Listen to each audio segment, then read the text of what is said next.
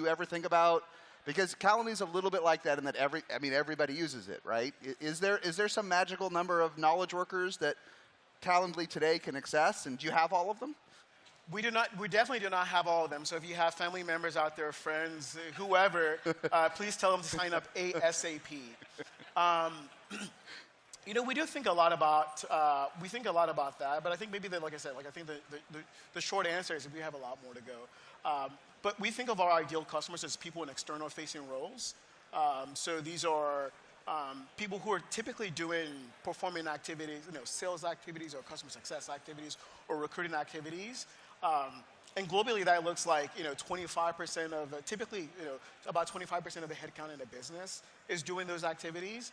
And if you say you have a billion knowledge workers globally, yeah. And today we have something like we have less than that as paid customers. I'll put it that way. So we feel like we have a lot more room to go. How many? Just 'cause it's fun. Sorry. How everyone defines the world of knowledge workers a little bit differently. How many did you say there are in your calculation? A billion. A billion. Some of the numbers I've seen have said a billion. How many folks have used Calendly once of that billion? Do you happen to know? I bet it's a lot. Right? About probably, it's in the double digits of that. Double digits. So double digits of the entire world, not just the US, have used Calendly at some point, right? I mean, and maybe the caveat is, the best way we can determine that is email addresses. So we don't really know we have approximations of how many of those are unique people. Yeah. But a few 100 million unique people have used a product by now.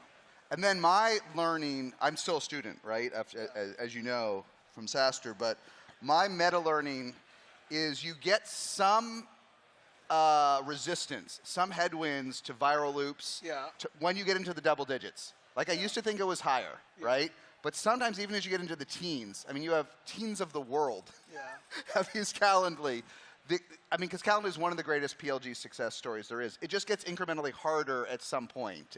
Have you seen that that you got to get smarter and better at the loops at this scale? Absolutely. So one of the things we measure is we look at the rate of, for X amount, what is the ratio of meetings that convert into signups? Or really actually... That's a top lighthouse metric, meetings to signups, yeah. Meetings to signups, and then we look at, not only that, we look at signups to activation. And for us, activation is you've scheduled 5 or more meetings.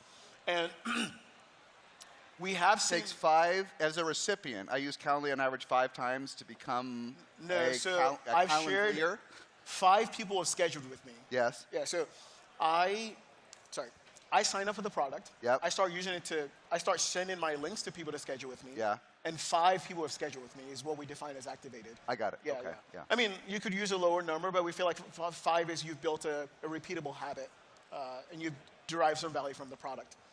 Yeah. Yeah. Sorry, what was your question? Oh, does the virality at your scale get any harder? Whatever the coefficient is of the conversion, or have you not hit that yet at this scale? Well, we've definitely seen yes, you see those conversion rates decline, but the good thing is, like the top line, the denominator is getting bigger. Yeah. So that compensates a little bit for that degradation in that conversion rate. Got it. And then we'll take some questions just to ground it, and just to give folks a sense of, because everyone uses Calendly, right? How much roughly of your user base is like sales and revenue related, and how much is like businessy enterprise versus like self-serve and self procurement? Yeah. So about so you said self-serve versus enterprise. Yeah, and then like sales GTM versus everything else. Meeting with my gardener, all the other things you could do with Calendly, right? So. It has evolved a lot during the course of our business, but today about 90% of our revenue is self-serve. Still 90% today. About 90% today. So they come in, they don't talk to a human. The product does the work of, they sign up, converting them, nurturing them, expanding them, et cetera, et cetera. And then about 10% of our revenue is sales-led. But even with the sales-led portion of our revenue, they typically start with using the product in a self-serve way. Right, so they've used the product in a self-serve way, and maybe I have one person. You take one of our largest. Maybe I can tell the story of one of our largest customers. It's a large financial services organization, and they do about $1 million in revenue with us. And the way they started using the product, the way it grew to $1 million customer with us, is you had a few people in the company using it,